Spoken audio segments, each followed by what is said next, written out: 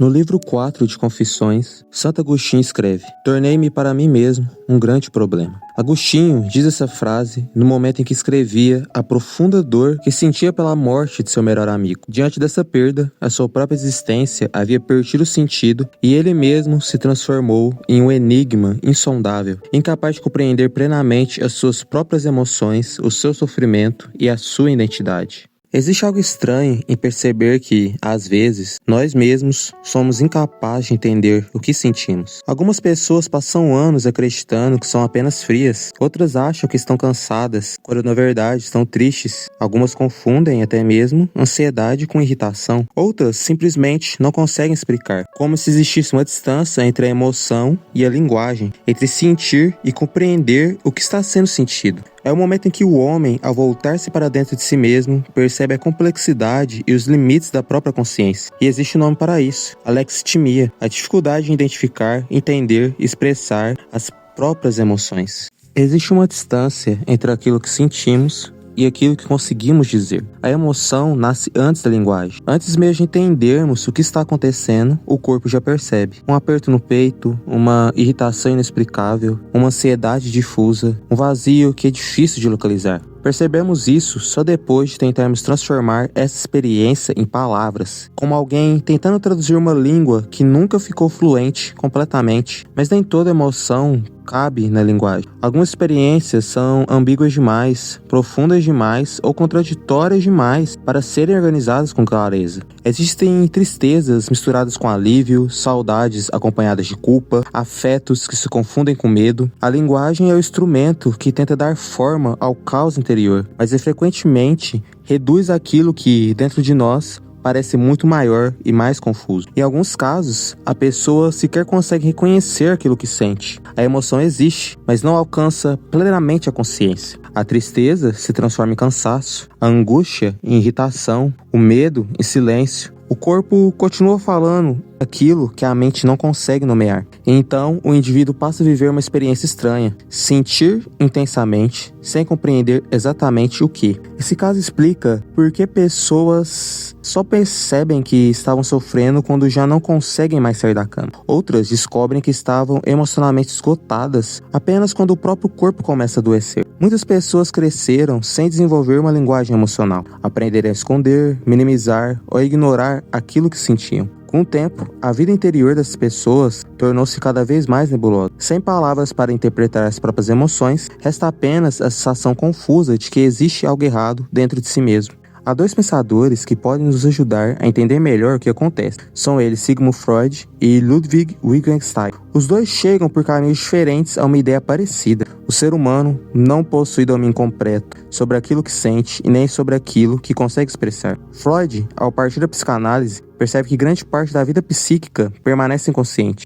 Ou seja, existem desejos, medos, traumas e emoções atuando dentro do indivíduo sem que ele tenha acesso claro a eles. A consciência seria apenas uma pequena superfície visível de algo muito mais profundo e obscuro, como a ponta de um iceberg. Por isso, Freud afirma que o ego não é senhor em sua própria casa. O homem acredita conhecer a si mesmo, mas frequentemente age, sofre e deseja sem compreender totalmente as razões de seus próprios impulsos. Dentro dessa perspectiva, muitas emoções não desaparecem quando são reprimidas, elas apenas mudam de forma. Aquilo que não encontra linguagem consciente pode retornar como irritação, ansiedade, compulsões, sintomas físicos ou comportamentos aparentemente irracionais. A pessoa sente os efeitos da emoção, mas não consegue reconhecer claramente sua origem. Existe então uma ruptura entre sentir e compreender. O sofrimento continua existindo, mas torna-se confuso, fragmentado e difícil de nomear. Já Wittgenstein aborda a questão a partir da linguagem. Para ele, a linguagem não é apenas um instrumento de comunicação, mas a própria estrutura através da qual organizamos o mundo e a experiência humana. Ele descreve que os limites da minha linguagem são os limites do meu mundo, sugerindo que só conseguimos compreender plenamente aquilo que conseguimos simbolizar e expressar. Sem linguagem, a experiência permanece nebulosa, indistinta, quase inacessível. Isso ajuda a entender por que certas emoções parecem tão difíceis de identificar. Muitas pessoas sentem intensamente, mas possuem um vocabulário emocional extremamente limitado. Conseguem dizer apenas que estão mal, cansadas ou estranhas, porque nunca aprenderam a diferenciar aquilo que acontece dentro dela. Sem palavras adequadas, a própria experiência emocional perde nitidez. O indivíduo sente algo real, mas não consegue organizá-lo com sentimento. Enquanto Freud mostra que existem conteúdos internos ocultos à consciência, Wittgenstein mostra que até aquilo que percebemos depende da linguagem que possuímos para interpretar a experiência. Em ambos, existe a ideia de que o ser humano não é completamente transparente para si mesmo. Há sempre algo na interioridade que escapa, seja porque está escondido no inconsciente, seja porque a linguagem nunca consegue capturar totalmente aquilo que sentimos. Por isso que tantas pessoas dizem apenas que estão mal, cansadas ou estranhas, sem conseguir identificarem exatamente aquilo que sentem. Agora, chegamos em um ponto que é um grande desafio para algumas pessoas no contexto terapêutico: a racionalização excessiva. A racionalização excessiva acontece quando o indivíduo tenta substituir a experiência emocional pela análise intelectual dela. Em vez de sentir plenamente aquilo que acontece dentro de si, a pessoa passa a observar a própria emoção à distância como alguém tentando resolver um problema lógico. Muitas vezes isso funciona como uma forma de defesa. O indivíduo cria explicações coerentes para evitar entrar em contato com emoções difíceis, desconfortáveis ou dolorosas. Em vez de admitir sofrimento, medo ou fragilidade, transforma tudo em argumentos, justificativas ou interpretações racionais. O sentimento não desaparece, apenas é reorganizado mentalmente para se tornar mais suportável. Por isso, alguns conseguem explicar perfeitamente os motivos de sua tristeza, mas continuam incapazes de realmente entrar em contato com ela. Elas analisam a própria dor sem verdadeiramente experimentá-la. O pensamento passa a funcionar como uma proteção contra a vulnerabilidade emocional. Com o tempo, tudo precisa ser explicado, categorizado e compreendido conceitualmente antes mesmo de ser sentido. A emoção deixa de ser vivida diretamente e passa a ser observada como um objeto de análise. Em muitos casos,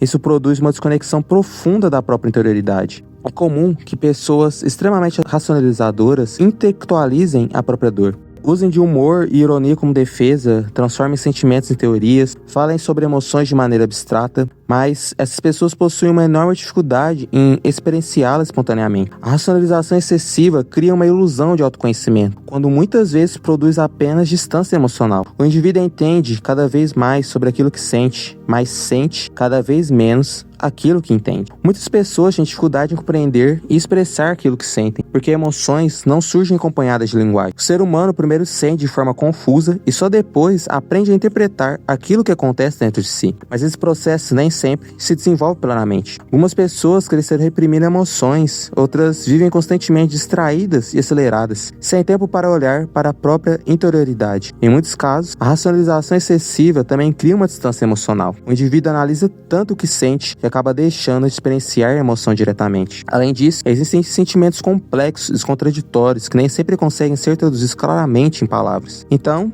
surge uma experiência estranha. Sentir algo intensamente, mas não conseguir compreender completamente aquilo que está sendo sentido.